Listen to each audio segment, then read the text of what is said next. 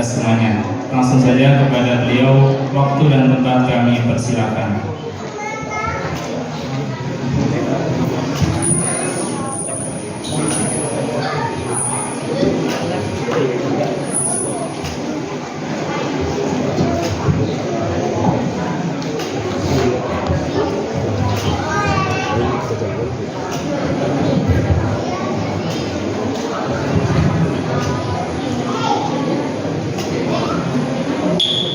Sebelumnya mohon izin Bapak Ibu untuk memulai majelis yang kami hormati para alim ulama, para ustaz, para sepuh bin sepuh. Bismillah, assalamualaikum warahmatullahi wabarakatuh. Nah ini yang pakai dereng semangat banget ya Pak. Perlu diulang Pak? Apa ibu-ibu perlu diulang Bu? Masya Allah. Bismillah, assalamualaikum warahmatullahi wabarakatuh.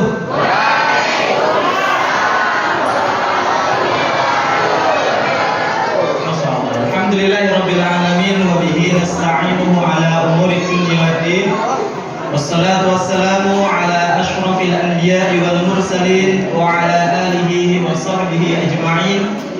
حيث قال تعالى في محكمة التنزيل بعد أن أعوذ بالله من الشيطان الرجيم بسم الله الرحمن الرحيم يا أيها الذين آمنوا اتقوا الله حق تقاته ولا تموتن إلا وأنتم مسلمون وقال رسول الله محمد صلى الله عليه وسلم اتق الله حيثما كنت وأتبع السيئة الحسنة تمحوها وخالق الناس بخلق حسن اللهم لا سهل إلا ما جعلته سهلا وأنت تجعل الحزن إذا شئت سهلا.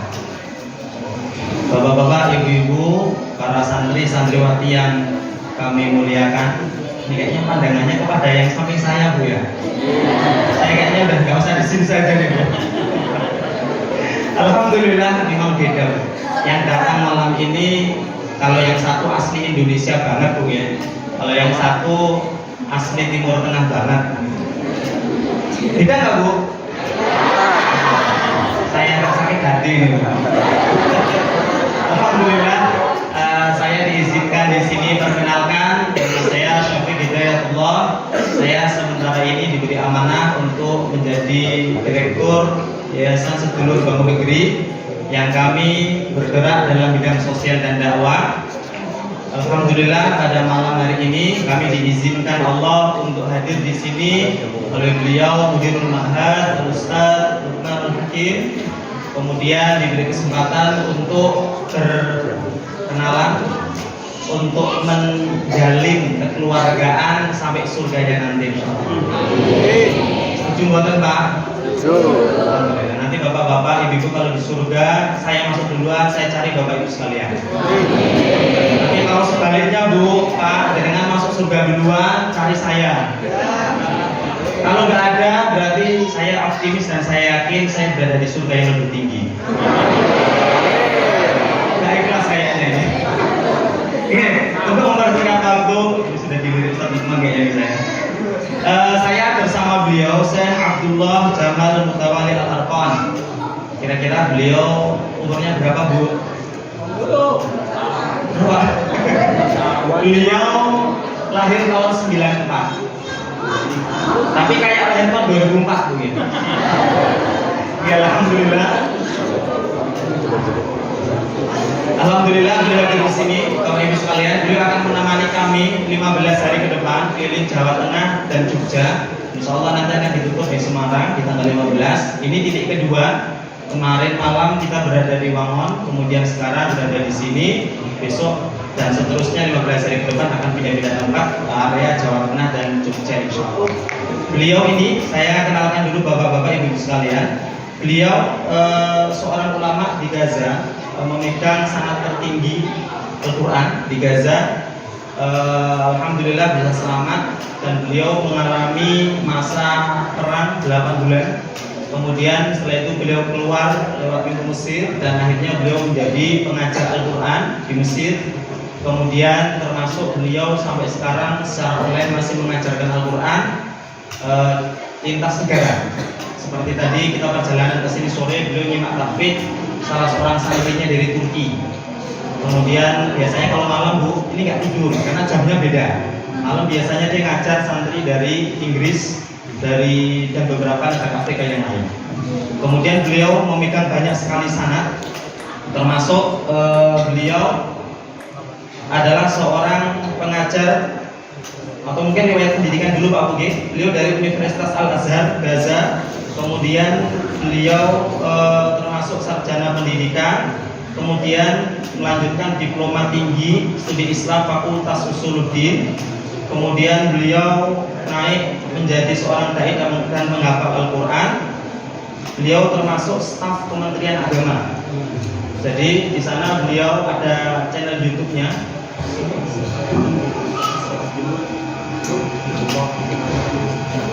Ini di YouTube beliau punya channel Syekh Abdullah Jamal Ahmad PC. Nah, namanya kalau di YouTube seperti itu bisa dicari Bapak Ibu sekalian. Di situ banyak sekali memberi kajian-kajian di Gaza sebelum terjadi perang. Beliau staf Kementerian Agama. Kemudian beliau memegang banyak sekali sanad, termasuk beliau memegang sanad Tuhfatul Atfal, Muqaddimah Jazariyah, Salsabil Asy-Syifai, Satibiyah, Thayyibatun Nasr dan lainnya, termasuk pengajar terkemuka. Beliau murid dari Dr. Aiman Suwaid dan Dr. Walid Al-Muraisi.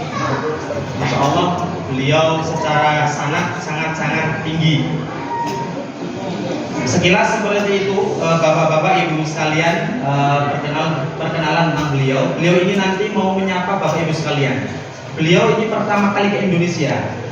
Jadi kesan pertama ke Indonesia, beliau sangat senang karena melihat semaraknya rakyat Indonesia dalam menyambut Ramadan dan berbagai macam ibadah, termasuk sekarang ini Bapak Ibu. Tadi banyak ngobrol, nanti akan menyampaikan beberapa hal terkait dengan Ramadan, kemudian Al-Quran, dan terkait dengan persaudaraan kita di Gaza. Waktu dan tempat kami pesan.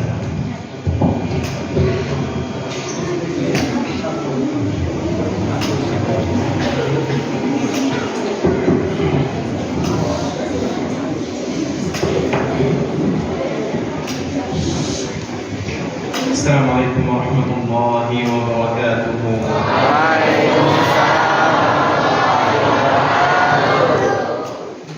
Kabar kalian Jawa Tengah? Alhamdulillah.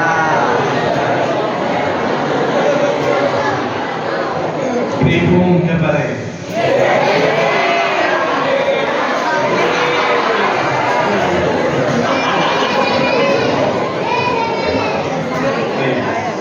نبدأ على بركة الله. بسم الله الرحمن الرحيم. الحمد لله ثم الحمد لله ثم الحمد لله. الحمد لله رب العالمين على نعمه وآلائه. الحمد لله رب العالمين أن بلغنا هذا الشهر الفضيل. الحمد لله ثم الحمد لله ثم الحمد لله كثرا، والصلاة والسلام على إمام المرسلين وسيد الغر المحجلين، إمامنا وقدوتنا رسول الله الأمين محمد صلى الله عليه وعلى آله وصحبه أجمعين. وبعد، حياكم الله وبياكم وسدد على طريق الحق خطانا وخطاكم، طبتم وطاب ممشاكم وتبوأتم من الجنة منزلا. ما أجمل أن نلتقي هنا مع شرف المكان وشرف الزمان وشرف الصحبة والأشخاص. أما شرف المكان فإننا الآن أيها الأكارم أين نحن؟ في بيت من بيوت الله. فأي شرف أعظم من أن تكون وأن تؤم بيت الله راكعا ساجدا تاليا مصليا ذاكرا وأما شرف الزمان فإننا نحيا زمانا عظيما، أياما ذات فضيلة عند الله. إننا نحيا أيام شهر رمضان المبارك. وأما شرف الصحبة والأشخاص أنني أجلس بين يدي أهل القرآن، أنني أجلس بين يدي أهل إندونيسيا الكرام. الحمد لله على أن بلغنا هذه النعمة. Sudah paham Bu ya? Alhamdulillah. Amin. Langsung selesai nanti Bu ini. Ini kan banyak santri-santriwati yang biasa berbahasa Arab ya. Jadi ada beliau, saya nggak layak sebenarnya duduk di sini Bu. Malu sama beliau Ustaz Uthman. Bismillah, saya coba sampaikan apa yang beliau sampaikan tadi. Setelah memuji Allah Subhanahu Wa Taala dan Rasulnya, beliau sampaikan bahwa kita sekarang berada di tempat yang mulia, berada di waktu yang mulia, berada di masjid, tempat rukuk, tempat sujud, berada di bulan Ramadan, tempat banyak pahala, banyak keberkahan dan seterusnya. Beliau juga menyampaikan sangat berbahagia sekali berada di duduk bersama dengan Bapak, Ibu, Saudara, adik semua warga Indonesia. Beliau mendoakan tadi semoga semuanya menjadi ahlul Quran. Mendoakan kepada kita semua semoga kita menjadi orang yang menjaga Al-Qur'annya dan bersaksi atas agamanya. لا أستطيع أن أصف لكم سعادتي وفرحتي الغامرة وأنا أرى أهل إندونيسيا وأناسها الطيبين الذين نلمح في وجوههم حب القرآن وحب دين الإسلام وحب بلدي ووطني غزة. فكل أندونيسي رأيته كلهم يتفقون على حب غزة. Kemudian beliau menyampaikan, Bapak Ibu sekalian, saya tidak bisa mengungkapkan kebahagiaan saya duduk dengan rakyat Indonesia yang terkenal dengan Ahlul Quran. Terlebih rakyat Indonesia sudah banyak menemani kami di Gaza, banyak berkontribusi membantu kami di Gaza. Beliau sampaikan tadi bahwa Indonesia di Gaza terkenal dengan warga negara yang baik, warga negara yang tidak pernah meninggalkan mereka, dan warga negara yang selalu membantu mereka dalam kesulitan-kesulitan yang ada. حديثي إليكم أيها الأكارم عن ثلاث أشياء، ثلاث أمور نتكلم بها. أما الأمر الأول فهو شهر رمضان المبارك. إن الله عز وجل قد اصطفى أياما على أيام وشهورا على شهور، وقد اصطفى من البشر محمدا صلى الله عليه وسلم، وقد اصطفى من البلاد والأمكنة بيت الحرام، المسجد الأقصى، ومسجد النبي صلى الله عليه وسلم، ومن الأيام التي فضلها يوم الجمعة، ومن الشهور التي فضلها الله على غيره شهر رمضان المبارك. فإننا نفرح ونستبشر بمقدم هذا الشهر الكريم، هذا الشهر العظيم، شهر الرحمات، شهر الخير والبركات، شهر المغفرة والرحمات من رب الأرض والسماوات. النبي صلى الله عليه وسلم كان إذا دخل شهر رمضان يقول لأصحابه: أتاكم شهر رمضان المبارك، شهر كريم فيه تفتح أبواب الجنة وتغلق أبواب الجحيم وفيه تصفد الشياطين وفيه ليلة خير من 1000 شهر. الله تبارك وتعالى يقول في سورة القدر ليلة القدر خير من 1000 شهر. فيه ليلة خير من 1000 شهر. من حرم أجرها فقد حرم. وفي رواية أخرى من حرم خيرها فقد حرم. Bapak Ibu sekalian yang dirahmati Allah, beliau menyampaikan, insya Allah akan menyampaikan 3 hal pada malam hari ini. Yang pertama terkait dengan bulan Ramadan. Beliau menyampaikan bahwa Allah Subhanahu wa Ta'ala dalam menciptakan dunia ini, Allah Subhanahu wa Ta'ala selalu memberikan kemuliaan-kemuliaan pada suatu hal, baik itu tempat, waktu maupun yang lainnya. Termasuk beliau telah sampaikan kepada kita, Allah memuliakan bulan ini, yaitu bulan Ramadan, dengan berbagai macam kemuliaan. Di antaranya bulan Ramadan bulan penuh berkah, dibukakan seluruh pintu berkah. Kemudian bulan Ramadan adalah bulan pengampunan. Bulan Ramadan adalah bulan kasih sayang. Kemudian beliau sampaikan tadi bahwa Rasul Shallallahu Alaihi Wasallam ketika datang bulan Ramadan, beliau sampaikan kepada para sahabatnya, wahai para sahabatku, telah datang bulan Ramadan, telah datang bulan penuh kemuliaan. Kemudian Rasul melanjutkan, di bulan ini seluruh pintu surga dibuka, kemudian seluruh pintu neraka ditutup, setan-setan dibelenggu, dan kaum muslimin dipermudah untuk melakukan kemuliaan-kemuliaan dan kebaikan-kebaikan.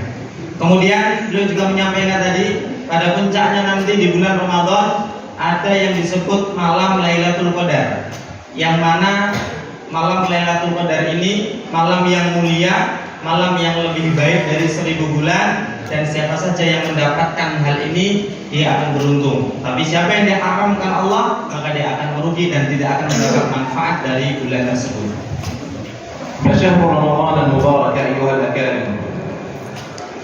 شهر رمضان هو نفحة من أيام الله، نفحة مباركة يرسلها الله لعباده ليغتنموا أوقاته بالطاعات وبالقربات. والعبد المؤمن ينبغي عليه أن يتعرض لنفحات الله. نبي محمد صلى الله عليه وسلم قال ألا وإن لله في أيامه نفحات ألا فتعرضوا لها. فالمسلم يتعرض لنفحات الله، ومعنى يتعرض لنفحات الله أن يقف عندها فيستثمر أوقاتها، يبتعد كل البعد عما يشغله عن هذه الأيام، يحيا بأيام عظيمة طيبة مباركة بقلبه وجوارحه كلها، يطير بها إلى الله تبارك وتعالى، يحيا أوقات وساعات هذا الشهر الكريم كلها لله ومن أجل الله، كلها لله ومن أجل الله وإلى الله. هذه الأيام التي تحياها في شهر رمضان لا بد لك كإنسان مؤمن، إنسان مسلم، أن تتقرب بها إلى الله، أن تستثمر هذه الساعات فيما يرضي الله. وهذا هو معنى قوله صلى الله عليه وسلم ألا فتعرضوا لها. Kemudian beliau menyampaikan bahwa bulan Ramadan adalah bulan keberkahan, kemudian diberikan kepada hambanya untuk dimanfaatkan. Dimanfaatkan untuk apa? Beliau sampaikan tadi, untuk kembali bertakarrub kepada Allah, untuk kembali memfungsikan seluruh waktu Ramadan untuk amalan-amalan yang diperuntukkan untuk Allah Subhanahu wa Ta'ala.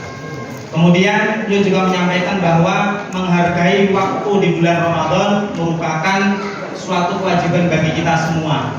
Karena waktu Ramadan diciptakan oleh Allah untuk berkomunikasi atau mendekatkan diri kepada Allah. Beliau menyampaikan juga di sana bahwa bulan Ramadan ini bulan yang mulia dan waktu yang ada di dalamnya semuanya mulia. Kalau boleh saya tambahkan penjelasan, beliau kemarin juga menyampaikan bahwa waktu Ramadan setiap detiknya adalah waktu yang baik.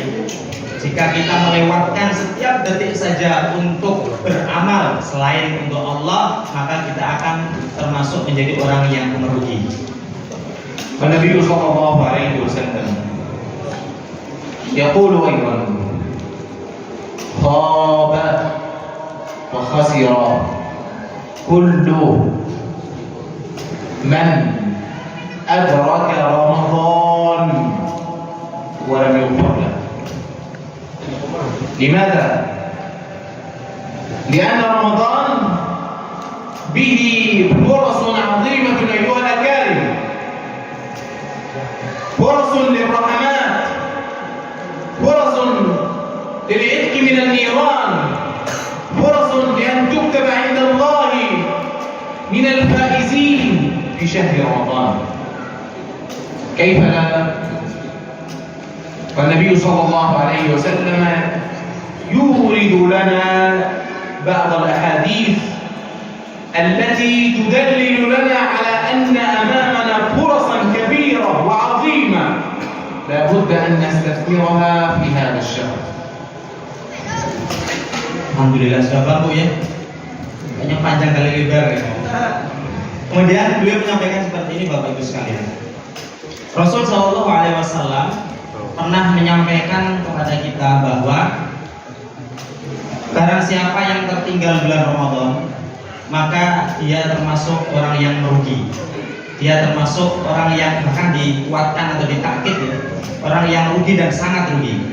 Karena di bulan Ramadan, bulan yang dimana di sana banyak sekali keuntungan, bulan yang mana di sana banyak sekali suatu kebaikan, banyak sekali kebaikan yang bisa kita dapatkan.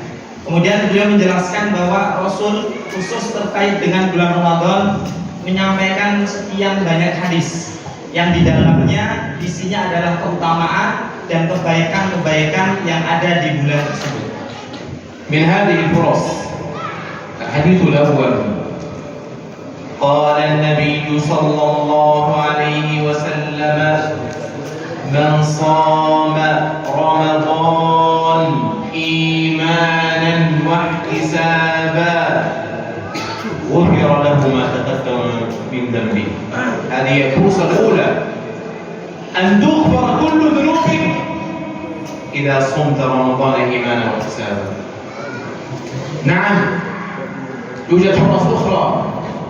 قال النبي صلى الله عليه وسلم من قام تراويح تهجد من قام رمضان إيمانا واحتسابا غفر له ما تقدم من ذنبه. يكفي نور. هناك فرص أخرى. من قام ليلة القدر إيمانا واحتسابا طمعا للأجر والثواب من عند الله، إيمانا واحتسابا غفر له ما تقدم من ذنبه. ليس هذا فحسب. قال النبي صلى الله عليه وسلم وإن لله فيه عتقاء من النار وذلك في كل ليلة. ادعوا الله أن نكون أنا وأنتم جميعا ممن يكتبون من عتقاء هذا الشهر الكريم. سيد آمين آمين آمين. Semangat sekali ya. Ini karena banyak yang melihat, jadi semangat banget. Jadi ini Bapak Ibu sekalian, Terkait dengan bulan Ramadan tadi, beliau menyampaikan sebuah hadis yang masyhur yang sudah kita ketahui bersama. Karena siapa yang berpuasa di bulan Ramadan dengan iman dan ihtisab, dengan meyakini bahwa ini adalah sifat Allah, kemudian dengan berharap pahala dan ampunan dari Allah, maka dia akan diampuni seluruh dosanya. Beliau menegaskan seluruhnya, seluruh dosa.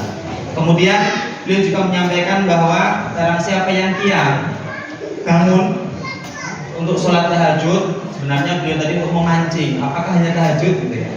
Jadi beliau ingin menyampaikan bahwa qiyam yang dimaksud di sini bukan hanya tahajud, tapi menghidupkan malam. Siapapun yang menghidupkan malam di bulan Ramadan, maka dia akan terhindar dari api neraka dan diampuni dosanya.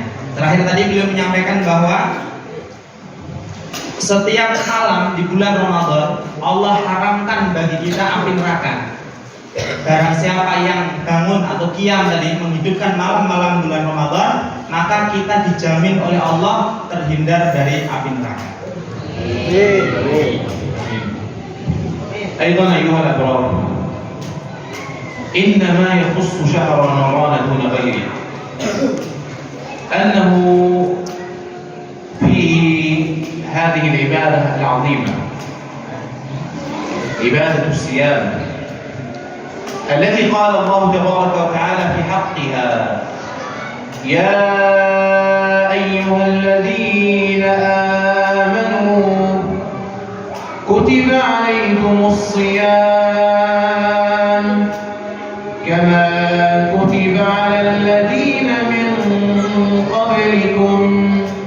لماذا؟ لنتحصل على التقوى، لنزيد من التقوى. والتقوى معنى تقوى القرب من الله، أن تتقي الله، أن تزيد خشيتك لله، أن تعمل من أجل لقاء الله. إذا أردت أن تفعل ما يرضي الله. يا أيها الذين آمنوا كتب عليكم الصيام كما كتب على الذين من قبلكم. كل الأقوام السابقين كانوا يصومون، ولكن صيامهم كان بكيفية بشكل آخر. كتب عليكم الصيام كما كتب على الذين من قبلكم. لماذا؟ لعلكم تتقون. أسأل الله أن يجعلني وإياكم من المتقين. آمين.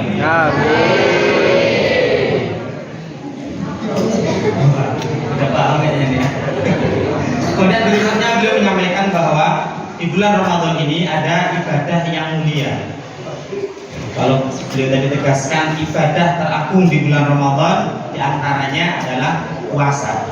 Yang mana puasa ini Allah langsung sampaikan melalui ayatnya, sebagaimana yang beliau baca tadi. Fungsi dari puasa ini adalah agar kita bertakwa. Takwa yang dimaksud di sini adalah agar kita lebih dekat kepada Allah. Beliau menyampaikan bahwa ibadah puasa sebenarnya sudah diwajibkan untuk orang sebelum kita. Akan tetapi poinnya sama. Puasa zaman dulu dengan zaman sekarang sama untuk meningkatkan ketakwaan kita, mendekatkan diri kita kepada Allah Subhanahu wa taala.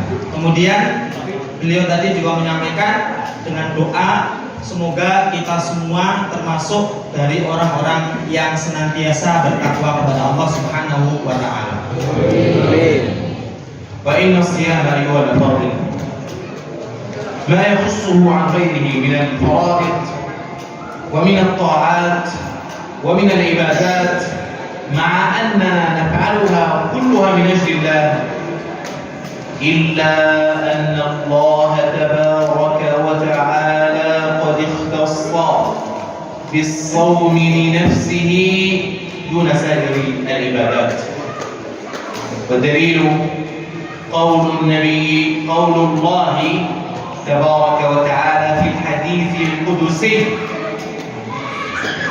كل عمل ابن آدم له إلا الصوم فإنه لي وأنا أجزي به. قال: يدع طعامه وشرابه شهوته من أجله. الله تبارك وتعالى يجعل هذه العبادة الصوم لنفسه، أنت تصوم من أجل الله. وقد علق العلماء على ذلك، لماذا الصوم قد اختص الله به لنفسه دون غيره من العبادات؟ قال لأن فيه يتحقق الإخلاص وتتحقق العبودية. هذه في نهار رمضان لا يجوز أن تشرب منها لأنك تمتثل لفريضة الصيام، ولكن بحلول أذان المغرب أنت تشرب. امتناعك عن هذا طوال النهار وأنت تراها أمامك يتحقق في ذلك العبودية لله التي وجدنا من أجلها. لماذا خلقنا؟ هل خلقنا لنأكل؟ هل خلقنا لنشرب؟ أين الإجابة؟ الإجابة في قول ربنا تبارك وتعالى: وما خلقت الجن والإنس إلا ليعبدون ما أريد منهم من رزق وما أريد أن يطعمون إن الله هو الرزاق ذو القوة المتين.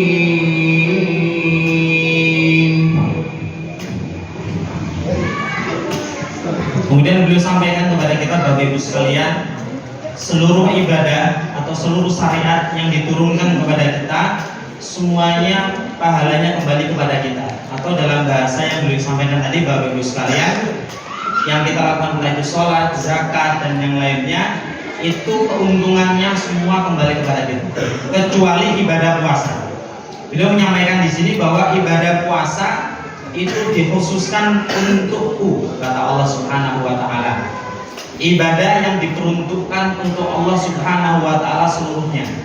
Atau mungkin kalau boleh saya beri tambahan penjelasan, beliau tadi menyampaikan untukku maksudnya adalah terserah aku, kata Allah. Dalam kitab tafsir dijelaskan bahwa ibadah puasa itu ibadah yang tidak ada pendetelan pahalanya. Terserah Allah mau dikasih berapa. Karena ibadah puasa itu wujud dari praktek ketaatan kita kepada Allah Ta'ala. Beliau tadi sampaikan contoh air minum ini. Air minum ini siapa yang melarang untuk diminum di siang maupun malam hari? Tapi ternyata di siang hari tidak diperbolehkan di bulan Ramadan. Ketika seorang hamba tidak meminum air di bulan Ramadan atau tidak meminum air minum tadi di bulan Ramadan, maka itu tanda ketaatannya kepada Allah, tanda keikhlasannya dia dalam mengabdi dan beribadah kepada Rabb-Nya. Beliau tadi menyampaikan sebuah ayat bahwa tidaklah manusia dan jin itu diciptakan kecuali untuk beribadah kepada Allah Subhanahu wa taala. Dan beliau tegaskan bahwa Allah tidak butuh rezeki kita, Allah tidak butuh apapun dari kita. Allah hanya ingin melihat kita melakukan seluruh ibadah dengan keikhlasan. Inilah inti dari puasa, yang mana puasa itu menjadi wujud dari keikhlasan kita dalam mentaati Allah Subhanahu wa taala. أما الأمر الثاني أيها الأكارم، فنريد أن نتكلم إليكم عن الأمر الذي تتدارسونه كل يوم مع فضيلة الشيخ مدير معهد لقمان الحكيم والمعلمون له القرآن الكريم وعلاقته بشهر رمضان المبارك. شهر رمضان نقول عنه شهر القرآن. ألم نسمع قول الله تبارك وتعالى: شهر رمضان شهر رمضان الذي أنزل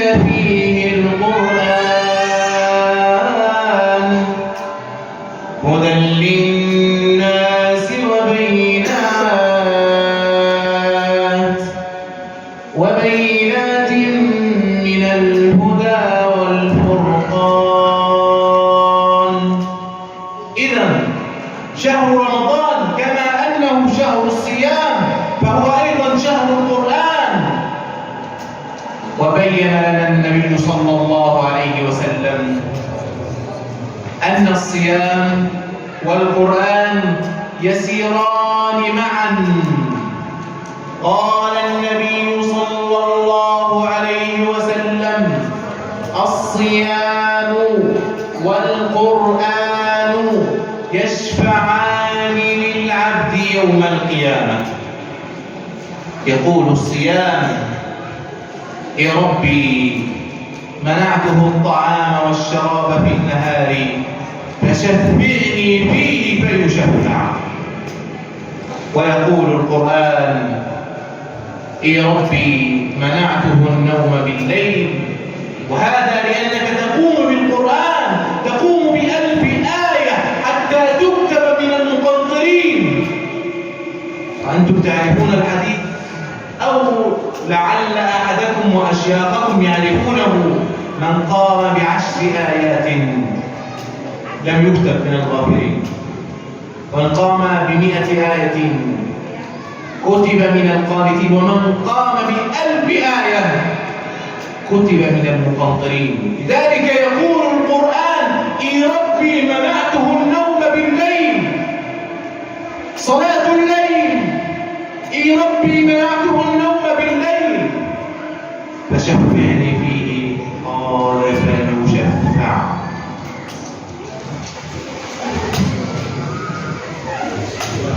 Kemudian beliau menyampaikan di sini Bapak Ibu sekalian terkait dengan Al-Quran. Selain bulan Ramadan, beliau juga ingin berbicara tentang Al-Quran, yang mana Al-Quran ini menjadi keseharian sehari-hari di sini dalam bimbingan Ustaz Luqmanul Hakim tadi. Jadi Al-Quran dan Ramadan adalah dua hal yang saling berhubungan. Karena Al-Quran diturunkan di bulan Ramadan, maka dari itu Ramadan disebut juga bulan Quran, dan kadang disebut juga dengan bulan siam, bulan Quran, bulan berpuasa. Kemudian di bulan Ramadan ini Al-Quran diturunkan, atau kita kenal dengan malam Lailatul Qadar. Dan beliau menyampaikan bahwa Al-Quran dan siam itu berjalan seiringan. Jadi puasa dan Al-Quran, membaca Al-Quran itu senantiasa jalan bareng. Dan beliau menyampaikan pula di akhirat nanti Al-Quran dan siam sama-sama mengadu kepada Allah Subhanahu wa Ta'ala. Siam mengatakan, pahala dari puasa ini mengatakan kepada Allah: ya Rabb, wahai Allah, ini hambamu yang menahan lapar dan haus karenamu. Ini hambamu yang bisa menahan lapar dan haus di siang hari karenamu, maka berilah syafaat dia. Begitu juga Al-Quran datang kepada Allah Ta'ala: wahai Rabb, ya Allah, ini dia hambamu yang menahan kantuk, tidak tidur di malam hari hanya untuk membaca Al-Quranmu, hanya untuk menghidupkan malammu dengan membaca Al-Quran, maka berilah syafaat dia. Saya ingin menjelaskan bahwa Al-Quran dan puasa itu dua ibadah yang bisa memberi pertolongan kepada kita di hari akhir nanti. Kemudian beliau tadi juga menyampaikan derajat orang yang membaca Al-Quran. Semakin banyak semakin tinggi, semakin banyak semakin tinggi. Semakin banyak bacaan Al-Quran kita, semakin tinggi derajat yang kita dapatkan. لذلك أعظم عبادة تتقرب فيها إلى الله تبارك وتعالى في هذا الشهر الكريم أن تتقرب إليه بقراءة القرآن وكثرة ختم القرآن. تختم القرآن الكريم مرات ومرات. هذا الإمام الزهري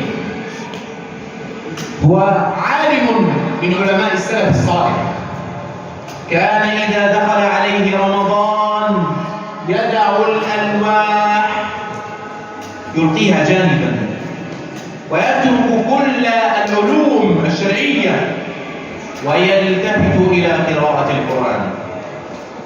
يسأله طلابه فيقول: إنما هو قراءة القرآن. رمضان إنما هو قراءة القرآن.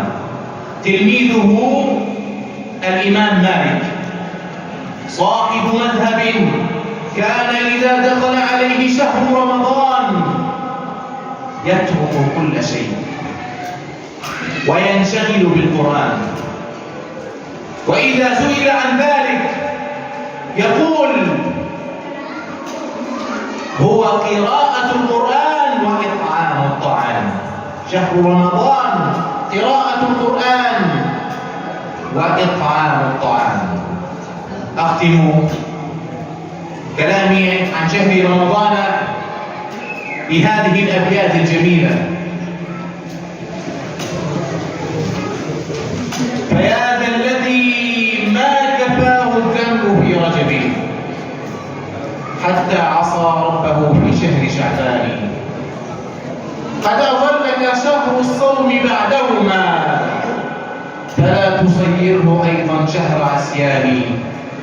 واتل القرآن وسبح فيه مجتهدا فإنه شهر تسبيح وقرآن. كم كنت تعرف ممن صام في سلف ما بين أهل وإخوان وجيران أفناهم الموت واستبقاك بعده حيا فما أقرب القاصي من الثاني. Kemudian beliau menyampaikan Bapak Ibu sekalian bahwa di bulan Ramadan ini mari kita berlomba-lomba menghatamkan Al-Quran, berlomba-lomba membaca dan menghatamkan Al-Quran. Beliau tampilkan salah satu contoh seorang ulama salaf yaitu Imam Az-Zuhri. Beliau adalah seorang imam besar. Beliau memiliki murid yang bernama Imam Malik, salah satu imam madhab. Beliau sampaikan kepada murid-muridnya, jika masuk ke dalam bulan Ramadan, mari kita tinggalkan seluruh aktivitas termasuk mencari ilmu hanya untuk membaca Al-Quran. Beliau meninggalkan seluruh majlis-majlis ilmunya hanya untuk membaca Al-Quran. Kemudian beliau menyampaikan pula bahwa bulan Ramadan itu bulan Quran dan bulan memberi makan. Bulan Quran dan bulan memberi makan maksudnya bulan bersedekah, bulan untuk saatnya bersedekah. Kemudian bulan bertasbih dan juga bulan membaca Quran. Jadi ditakkid diulang-ulang sama beliau tadi tentang bagaimana mulianya Ramadan untuk membaca Al-Quran. ولا يتصور أن في شهر رمضان فقط قراءة القرآن أو فقط إطعام الطعام، بل هناك كثير من الأعمال والطاعات والعبادات، ذكر الله، الإنفاق، الإطعام، صلة الأرحام، المحافظة على الجماعات، المحافظة على تكبيرة الإحرام، المحافظة على الأخلاق الطيبة. إذا كان صوم أحدكم فلا يرفث ولا يفسق، لا يرفث ولا يفسق. إذا كان صوم أحدكم فلا بد أن يتخلق بأخلاق الصيام. من أخلاق الصيام تطعم الطعام، تنفق في سبيل الله، الصدقات. أجر الأعمال الطيبة في رمضان ليس كالأجر في غيرها. أجر الصدقات في رمضان أعظم من الأجر في غيره. Kemudian beliau menyampaikan bahwa jangan sampai kita membatasi amal di bulan Ramadan hanya dengan membaca Quran dan siam saja. Maksudnya beliau ingin menyampaikan ada amalan lain juga, yaitu berzikir, bertasbih, kemudian menjaga silaturahim, sampai beliau sampaikan bersegera dalam mendatangi takbiratul ihram pun akan menjadi mulia dan akan menjadi utama. Kemudian beliau juga berpesan kepada kita terkait dengan pentingnya menjaga makanan yang thayyib, pentingnya menjaga kebaikan makanan, karena terkait dengan puasa itu juga ada keterkaitannya dengan makanan yang kita makan. Mulianya kita dengan puasa juga terkait dengan mulianya makanan yang kita makan. أما الأمر الأخير الذي هو مسك الختام لهذا اللقاء طيب المبارك بحضراتكم، ما واجب المسلمين تجاه إخوانهم في غزة؟ ولعلكم تشاهدون بأعينكم ما يحصل كل يوم هناك في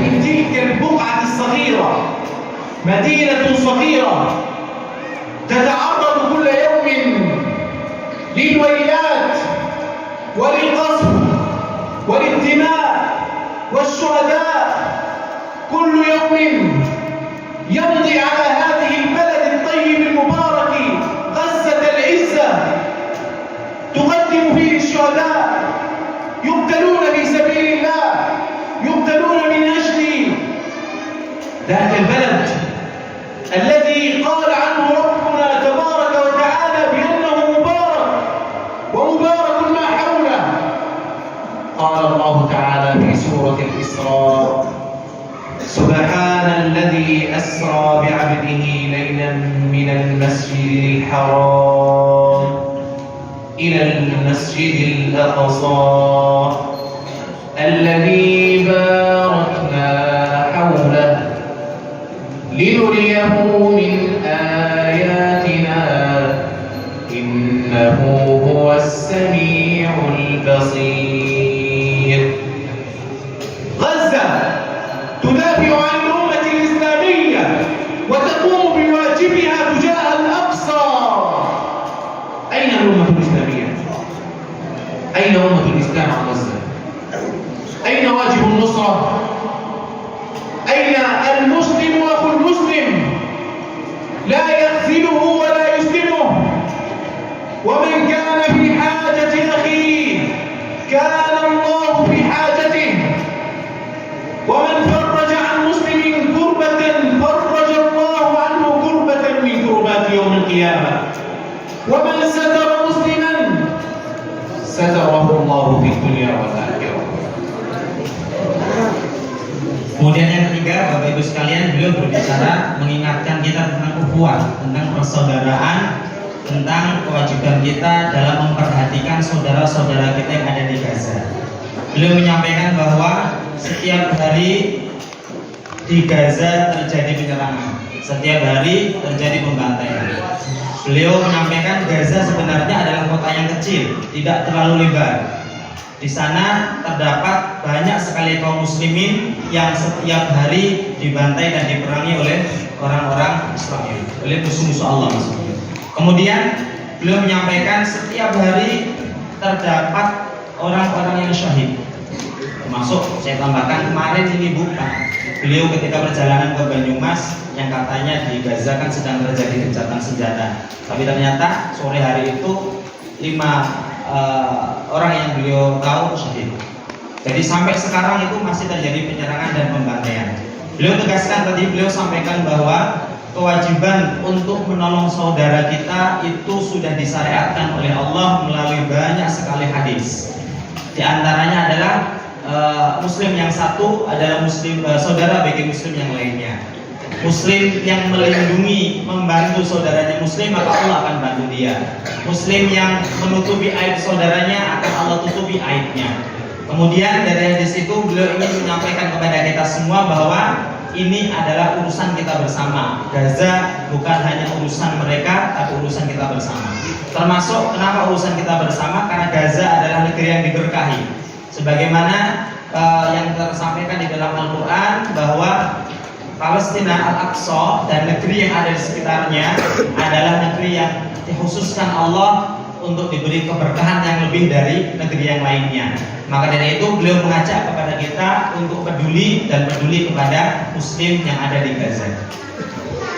Lidha yajibu alaina wa yajibu ala kulli muslimin an yaqifa ma'a ikhwanihi al-muslimin. Faman lam yahtam bi amri al-muslimina فليس منهم، وإنما المؤمنون إخوة والمسلمون إخوة، ومثل المؤمنين في توادهم وتراحمهم وتعاطفهم كمثل الجسد الواحد، إن الله يحب الذين يقاتلون في سبيله صفا كأنهم بنيان مرصوص، فإن لم يستطع المسلمون أن يجاهدوا بأنفسهم فليجاهدوا بأموالهم. في سورة الصف قال الله تبارك وتعالى في نداء عظيم: يا أيها الذين آمنوا هل أدلكم على تجارة تنجيكم من عذاب أليم؟ نعم، إننا بحاجة إلى دلالة، المسلمون بحاجة إلى دلالة. دلنا يا رب تجارة عظيمة مع الله تبارك وتعالى. هل أدلكم على تجارة تنجيكم من عذاب أليم؟ تؤمنون بالله ورسوله، ثم ماذا؟ تجاهدون في سبيل الله بأموالكم وأنفسكم. قدم هنا جهاد المال لمن لا يستطيع أن يجاهد بنفسه بل يجاهد بماله وليقف مع إخوانه. النبي صلى الله عليه وسلم قال: والله لا يؤمن من يبيت شبعان وجاره جوعان. كيف يهون علينا أن نرى إخواننا وهم لا يجدون شيئا يلتحفون به من البر؟ كيف يهون علينا وهم يمرون بمجاعات؟